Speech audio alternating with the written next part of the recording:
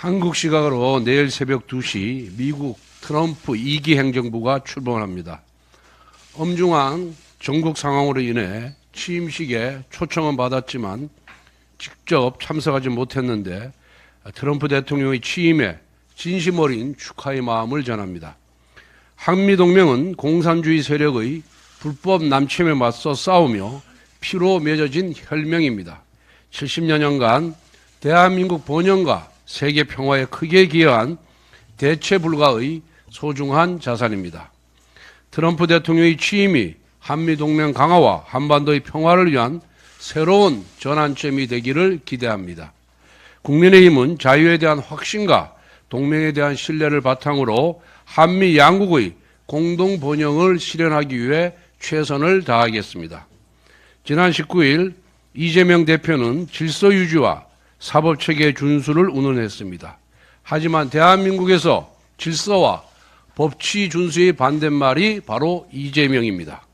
정과 사범의 12개 혐의와 5건의 재판을 받을 만큼 일생을 무질서로 살아온 이재명 대표가 질서를 운운하는 것은 기만을 넘어서 법치주의에 대한 조롱입니다.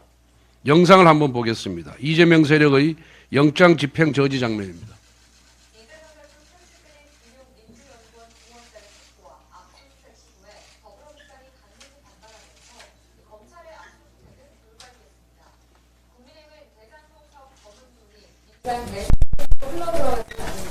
철저한 수사가 필요하다고 압박했습니다.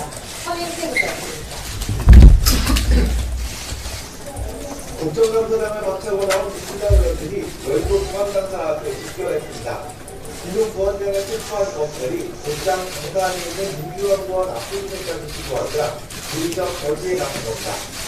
모든 느낌을 놔두고 교육학과 필수가 있다면 여기 가서 만약에 다른 게 그냥 다른 영상 다른 곳에 있었다가 저희는 그 영상 하나 들었습니다. 민주당에 대한 압수수색을 주장하고 또 국정 감사에 대한 보관을 주장을 합니다. 그래서 이것을 허용할 수 없습니다. 강사에 진입하려는 검찰과 이를 마감한 의원단 사이 팽팽한 대립은 7시간 넘게 이어졌습니다. 2022년 10월 민주당 의원 수십 명과 수백 명의 지지자는 이재명 대표의 최측근이자 오른팔인 김용 민주연구원 부원장에 대한 검찰 압수수색 영장 집행을 8시간 대치 끝에 좌처시켰습니다. 이때 민주당은 상임위별로 조를 짜서 김용 체포를 저지했다고 합니다. 그뿐입니까? 최근 이재명의 오른팔 노릇을 하는 민주당의 김민석 최고위원은 2008년 정치자금법 위반 혐의로 구속영장이 발부되자 민주당 당사에서 한 달간 농성하며 영장 집행을 막았던 당사자입니다. 한명숙 전 총리는 대법원 유죄 확정 이후 9년째 추징금 5억 원을 내지 않고 있습니다.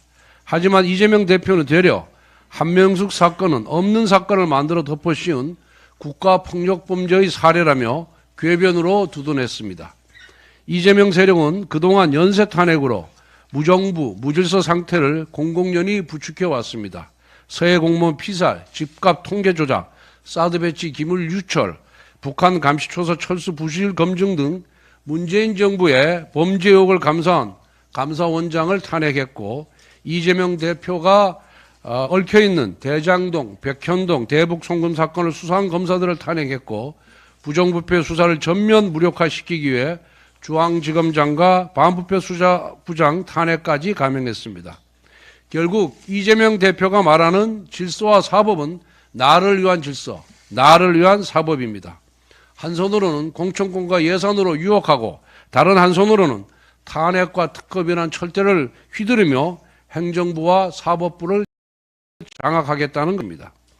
이재명 세력의 행태는 모든 권력을 행정, 입법, 사법 구분 없이 총통의 손안에 통합해야 한다는 나치 독일의 법학자 에른스트 후보의 논리를 떠올리게 합니다. 나치가 꿈꾼 전체주의 국가를 대한민국에서 허용할 수 없습니다. 국민의힘이 위대한 대한민국 국민과 함께 반드시 이재명 세력의 폭주를 막아내겠습니다.